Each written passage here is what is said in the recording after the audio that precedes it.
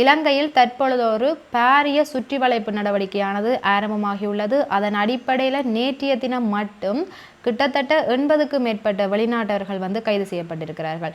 இவர்கள் கொழும்பு கொள்ளுப்பிட்டியில் காணப்படுகின்ற ஒரு அடுக்குமாடி குடியிருப்பில் கிட்டத்தட்ட 74 வியட்நாம் நாட்டை சேர்ந்த வெளிநாட்டவர்களும், மாத்தரை கந்தர பகுதியில் காணப்படுகின்ற ஒரு ஹோட்டலில் சீன மற்றும் தாய்வான் நாட்டை சேர்ந்த 6 வெளிநாட்டவர்கள் பிடிபட்டிருக்கிறார்கள்.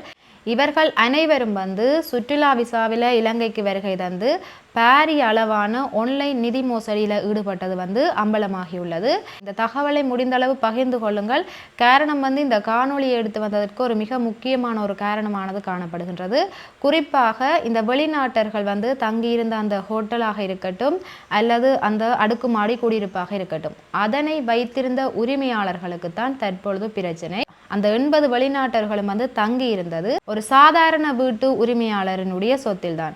இப்பொழுது அந்த வீட்டினுடைய உரிமையாளரும் காவல்துறையினுடைய பிடியில சிக்கி இருக்கிறார். இந்த அடிப்படையில் காவல்துறையினர் பொதுமக்களுக்கு ஒரு முக்கியமான அறிவிப்பை விடுத்திருக்கிறார்கள். அந்த வகையில் உங்களுடைய வீட்டில் அல்லது நீங்கள் வாடகைக்கு விட்ட ஒரு வீட்டில் அல்லது நீங்கள் ஏதேனும் வெளிநாட்டர்களுக்கு குத்தகை அடிப்படையில் தங்குவதற்கு அனுமதி வழங்கியிருந்தால் அருகில் காணப்படுகின்ற காவல் நிலையத்தில் கட்டாயம் தகவல் வழங்குமாறு அறிவுறுத்தப்பட்டுள்ளது. இதனை அனைவரும் கட்டாயமாக செய்து கொள்ளுங்கள். எதிர்காலத்தில் இவ்வாறு நீங்கள் செய்ய தவறினால் உங்களுக்கு எதிர்காலத்தில் பாரிய அளவில் பிரச்சனைகள் ஏற்படும். அது மட்டுமல்லாது இவ்வாறு நீங்கள் காவல்துறையினருக்கு தகவல் வழங்கும் பொழுது சில ஆவணங்களை நீங்கள் சமர்ப்பிக்க வேண்டும். அதன் அடிப்படையில் நீங்கள் காவல் நிலையம் செல்லும் பொழுது அவர்களுடைய பாஸ்போர்ட், அது மட்டுமல்லாது விசாவினுடைய ஒரு நகலை எடுத்து செல்லுங்கள். அது மட்டுமல்லாது என்ன காரணத்துக்காக அவர் உங்களுடைய வீட்டில் தங்கி இருக்கிறார் என்பதை தெரிவித்து விடுங்கள். இவை அனைத்தையும் உடனடியாக நீங்கள் உங்களுடைய காவல் நிலையத்துக்கு சென்று ஒரு எழுத்து மூல கடிதத்தின் மூலம் சமர்ப்பித்து விடுங்கள்.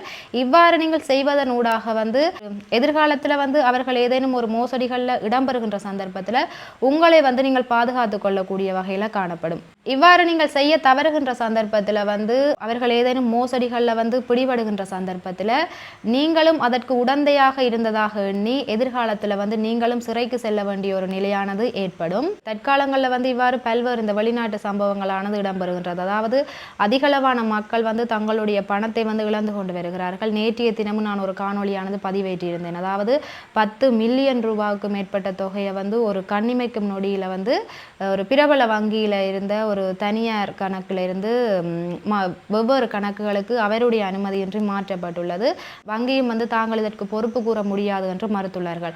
ஆகவே உங்களுடைய பணத்தினை பாதுகாப்பது உங்களுடைய கையில் தான் காணப்படுகின்றது. பாரியளவான இந்த நிதி மோசடிகளில் ஈடுபடுவர்கள் இவ்வாறு வருகை தந்தவர்களாக காணப்படுகிறார்கள். ஆகவே இந்த தகவலை முடிந்த அளவு பகிர்ந்து கொள்ளுங்கள். நன்றி சொந்தங்களே, மீண்டும் ஒரு காணொளியில் இணைந்து கொள்வோம்.